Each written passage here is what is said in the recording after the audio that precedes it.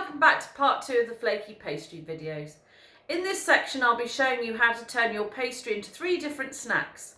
First I will be demonstrating sausage rolls, then cheese rounds and finally Eccles cakes. I will leave a timestamp for each of those in the description box below. For making sausage rolls you're going to need your pastry that's been chilling in the fridge hopefully, some sausage meat, you will need a jug of cold water and a pastry brush and an egg for glazing at the end. You may want to add some extra ingredients like finely chopped onion or grated apple. I think I will probably add some grated apple to this, so in that case I'm going to need a mixing bowl as well. Now I don't know if you can see my worktop, but where I was working earlier has got some dried bits of flour on it, and that's quite important you remove those because your pastry will stick to anything that is attached to the worktop. So use a palette knife, these are not sharp knives if you can, and scrape off anything that's hard and stuck to the surface. Just to give yourself a nice clean area. Don't wet it though if you can help it, because that's going to make the pastry stick. So just scrape off your worktop and apply a fresh layer of flour. And again, like we did before, I'm going to flour on top and onto the rolling pin as well. Now I'm going to leave it in its folded position. Actually, I'll spin it round because I was always folding to the left, and I'm going to roll it out from here. The pastry needs to be about the same size as an A4 sheet, possibly slightly wider than that. And as you can see on my rolling pin, this is about as wide as my rolling pin at the moment. But you can roll in different sections. You haven't always got to roll at the same rate all the way over the pastry. Now I'm just getting slightly stuck under there, so I'm going to add some more flour. Don't forget there's a lot of fat in this pastry, so if it's starting to stick underneath, make sure you are vigilant at getting more flour down. You can see I've used Guernsey butter here because it's quite yellow. Depending on what type of fat you use, you might have paler pastry than this. Just want to get it nice and even. I think possibly slightly wider and slightly longer. So for sausage rolls, what you're going to do is cut all the way down the centre and make 2 strips. So you do need to have it wide enough that you're going to have room to cover over each section of the sausage meat. So I think that's about right. Okay, I've just been to fetch an A4 sheet of paper to show you how much bigger my pastry is. So we're slightly wider and slightly longer. Next thing you're going to do is cut your pastry in half down the length. So you'll end up with 2 wide-ish strips of pastry. Okay, you're going to need about 400 grams of sausage meat for this recipe. I think in your booklet it says 200, but you're probably going to need to double that if you want to make all of your pastry into sausage rolls. I'm going to add some grated apple to mine. I'm just going to grate it straight from the skin using the biggest side of the grater. You don't need to peel it. Okay, so squeeze out your apple well if you've wanting to add grated apple to your sausage meat, because otherwise it'll run all over the baking tray. So then you're just going to squeeze your sausage meat and grated apple together if you're adding it, or onion if you've got onion. It will need to be finely chopped or grated. However, if you grate your onion in, you will end up with quite a lot of liquid as well, so you might want to squeeze the liquid off of any grated onion as well. So it just needs a bit of a mix. Then you're going to put your sausage meat in the centre of the pastry towards one side. Not right on the edge, but not exactly dead centre either. And you don't want it to be flat. Sausage rolls are rounded, so make sure you've got it evenly spread out on both sections. Okay, so you can see I've put the sausage meat down both sections of my pastry. You're going to brush the widest section with water, just with a pastry brush. If you haven't got a pastry brush, you can actually easily do it with your fingers. Next thing you're going to do is to fold up the unwatered side against the sausage meat and then sort of tilt it onto so it's upright and then over, so that the seal is going to be, you can see the seal there, is going to be on the underside of the sausage rolls, so that when they cook in the oven there's no danger of them opening up. So I'm just going to do the same to the other side. Push up the unwatered side against the sausage meat, roll it over, and then down onto the bottom side so that the seal is underneath. It's worth checking where your seal is to make sure it's underneath. Okay, I'm just cracking an egg now for glazing the top of the sausage rolls, because you want them to be nice and brown. You can mix it up with the brush actually. If you haven't got a brush, beat it up with a little fork and then you can spread it on. Make sure you coat all of the sausage rolls, the top and the sides, not the bottom. There's no need to do the bottom, but the top and the sides need a really good coating, and it's much quicker to do one long sausage roll and then cut it than it is to cut them first and then egg them. That takes a lot longer, so this is the quicker way of doing it. Leave them into 2 long sections, brush the egg well over the top and the sides so they're beautifully coated, so they go nice golden brown colour in the oven. And then you're going to cut. So actually there's just a little bit of sausage meat on there. You can trim off the ends if you want to. I'm not going to bother. What you really need to do is to make sure that they're all the same size or a similar size. You can do big sausage rolls, you can do small, you can do mini ones, you can do huge ones. It doesn't matter. The important thing is that they're all the same size so that they will cook evenly. So how many have I made? 1, 2, 3, 4, 5, 6, 7, 8, 9, 10, 11, 12. Next, you can decorate them if you wish by snipping the tops a couple of times. I always think that looks quite nice. And then they're going to go into the oven. So these are ready to go into the oven now. You need to space them out fairly evenly. They will expand a little bit. They're not going to grow hugely, but I've managed to fit 12 on here quite easily. They're going to go in a hot oven at 200 degrees for about half an hour, depending on the size. So smaller ones will take less time to cook than very big ones. Okay, so these are the sausage rolls and they are now cooked. In regards to knowing when they're done, obviously they're going to be golden brown, but you really need to make sure they're browner rather than paler. This is because you had raw sausage meat on the inside, so it's important to make sure they're cooked all the way through. If you've been making very big sausage rolls, I would recommend you do 20 minutes on 220 and then turn it down to maybe 200 or 180 for another 15 or 20 minutes. If you have a look at this sausage roll here, you can see the flaky layers in the pastry. So that indicates that the pastry's worked well. You can see the flaky layers. So that's how to do sausage rolls with flaky pastry. Hopefully you'll enjoy them as much as I know we will. And I'm going to go on to show you how to make cheese rounds next. Okay, so for the cheese rounds, you're going to need the pastry that you've made earlier, which hopefully has been chilling in the fridge. You're going to need some grated cheese. I think it's about 150 grams. 1 small potato and a small onion. Actually, I could only find spring onions here at home, so I'm using spring onions. You're also going to need some beaten egg, a jug of water and a brush, but you can manage without a brush. I'll show you how after. And a little more flour for rolling out. Okay, so I grated the cheese using the big side of the grater. The onion you want to cut into tiny little pieces. Doesn't matter whether you're using a spring onion or a real round onion or a red onion. Any type of onion will be fine. And then the third ingredient is a potato.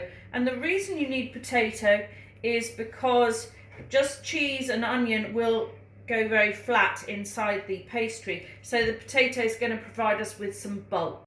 Okay, now you could chop your potato into little pieces, but you do really want smallish pieces, so I would recommend using the big side of the grater. Okay, so you're just going to mix together your potato, your cheese and your onion. You can add a little salt and pepper if you like, but don't forget cheese is quite strongly flavoured, and actually I'm using mature cheddar for this, so this should have a good enough flavour. Okay, before we start rolling out, I would apply a little bit more flour to the table or worktop, whatever you're working on. Make sure you've got a little flour on the rolling pin again, and we're just going to roll this out. Now you're going to be rolling it to slightly bigger, slightly wider and slightly longer than an A4 sheet, I would say. Can you just pause there? Okay, so I'm just going to turn this round. Be careful when you move your pastry if you need to move it, because it will be a little bit fragile. You want to get nice even sides. I've got slightly wonky at the top there. You can roll in situ, so you don't have to roll the whole piece of the pastry. You can just roll in one area if you need to. So that's about the right size, and I'll just get an A4 sheet to show you. So it's a bit wider and a bit longer than an A4 sheet. Next, you're going to divide it. I would cut it down the centre. And actually, I'm only going to use half of this to demonstrate the cheese rounds, because I'm going to use the other half to demonstrate the Eccles cakes a little bit later. So if you're doing this, you would be cutting it probably into 8 pieces. So for this part of the section, I'm going to be cutting it into 4. The next thing you need to do is to brush the edges with water.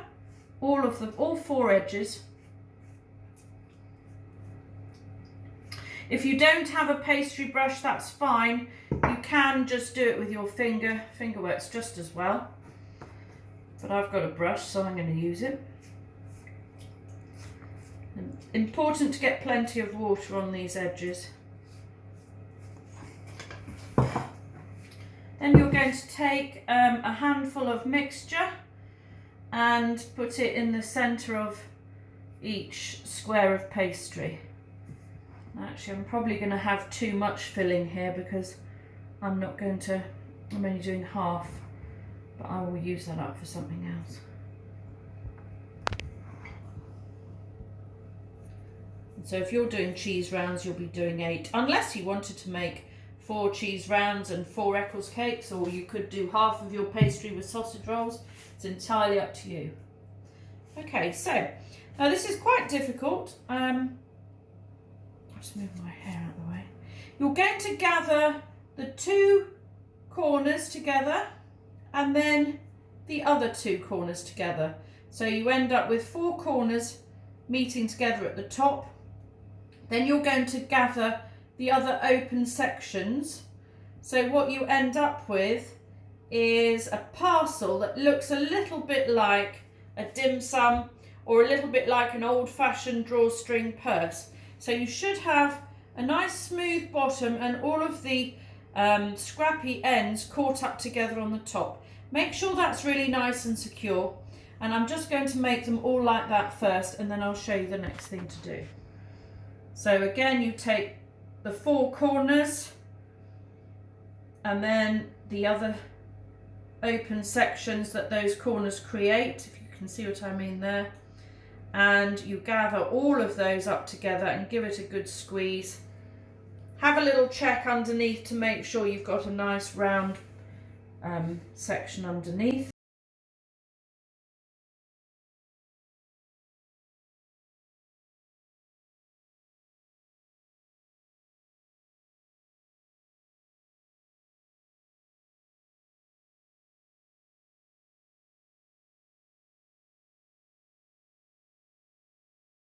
Okay, so here we've got our 4 parcels. You will probably end up with 8 if you're doing all cheese rounds. What you're going to do now is make sure you've gathered the top together well. If you're very sticky at this point, you might actually want to dab your fingers in flour again This one's okay, but the water can make it a little bit sticky. And then turn that over, and then you're going to just sort of make sure it's nice and round, and then sort of squash it down a little bit. So you end up with a nice circular shape. Now I am making this look easy. I have to say this is not a particularly easy thing to do. So if you're getting cheesed off and fed up because you can't do it, just take your time. And if you're getting a bit sticky, like I said, add some flour. You really want round shapes if you can get that. Now this one is a little bit damp there on the top, so I'm just going to add a little bit more flour to it. These will spread in the oven, so you don't want them too close together. That's probably about the right distance there, I would say.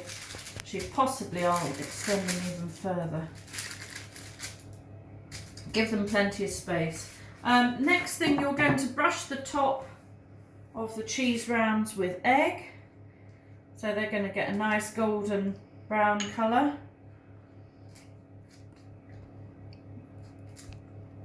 Brush them all over the top and the sides.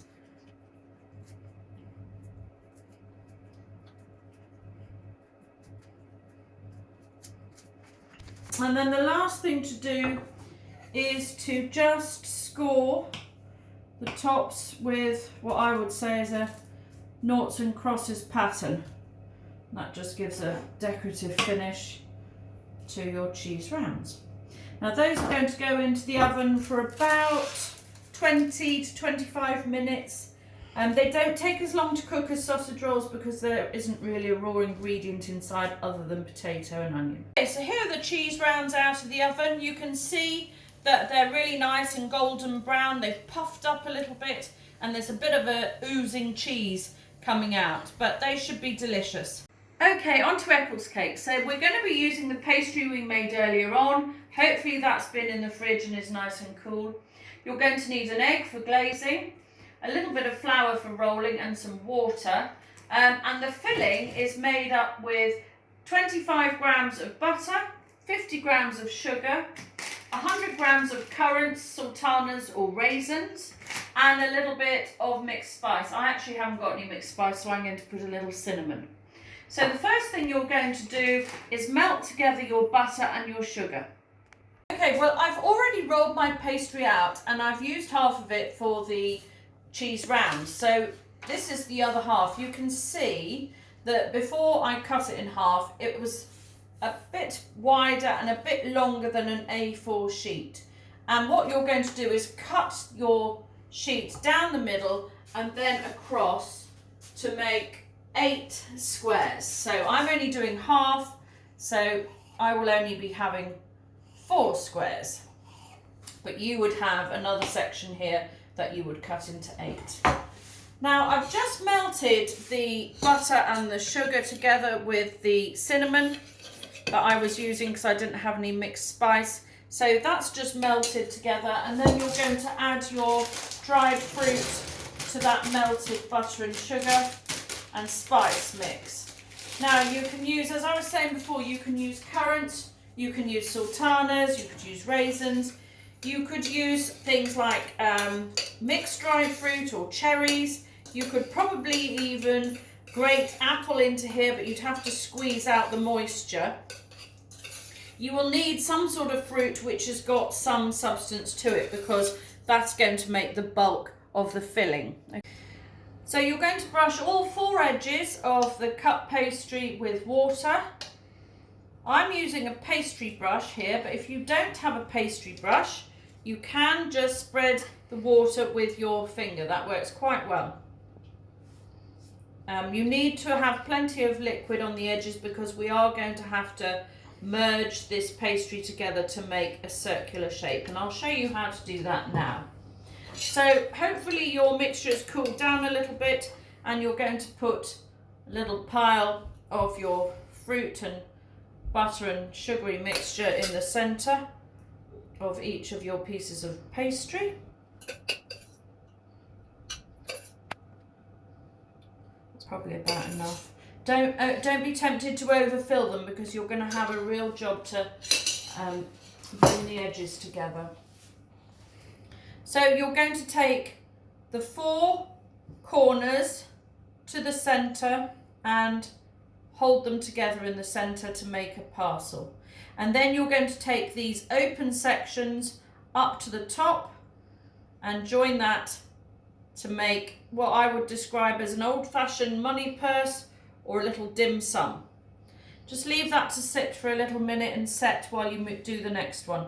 So the 4 corners up to the top, and then the 4 open edges just come together to form a little money purse or a dim sum. Okay. I am making this look quite easy. If you're finding that this is quite difficult and your pastry is a little bit too wet and it's starting to break, I would just dip your fingers in the flour again, just to give yourself a little bit more glue, so to speak, to hold it together. So that's 4 little parcels made. Now you will be making 8, because as I've already said, I've already turned half of these into cheese rounds. So the next thing to do is to turn your parcel over and then just make it a nice round shape and then just squash it down. Now Eccles cakes, you're supposed to be able to see the filling through the top of the pastry. So that's what you're looking for. That's how it should actually look. This one actually is a little bit wet. I'm going to just dab my hand in that flour. So if it's a little bit too damp, just get some flour on the palm of your hand. They are going to spread quite a lot in the oven, so you don't want them too close together. They do need a little bit of a squash down. My filling's it's still a little bit warm, but I wouldn't say it's hot. If actually when you come to do this you find that your filling is still very warm, I would wait and let it cool down before you put it in the centre of your pastries.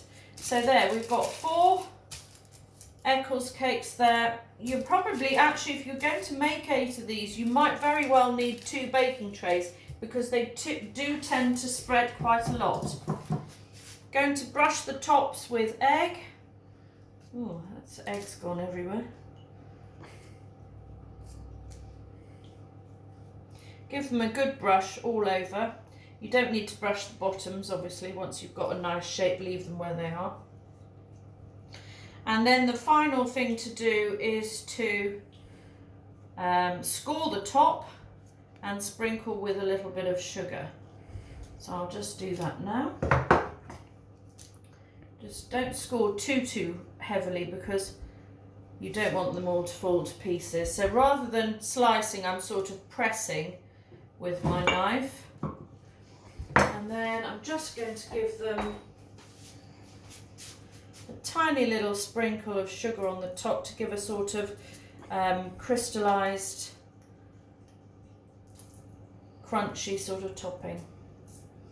And then these are going to go into the oven for about 15 to 20 minutes until they've gone nice and golden brown. Right, so here's the Eccles cakes ready to come out of the oven. You can see it's a good job I didn't actually cut the tops very hard, because just pressing a score mark into them has opened up to reveal the filling. When it comes to clearing up, you're probably going to need a palette knife. These aren't sharp knives. To scrape the flour off your worktop. If you put water straight onto the worktop to try and clean it, all you're going to do is create a lot of glue. So scrape off the flour first and then wipe it with a damp cloth.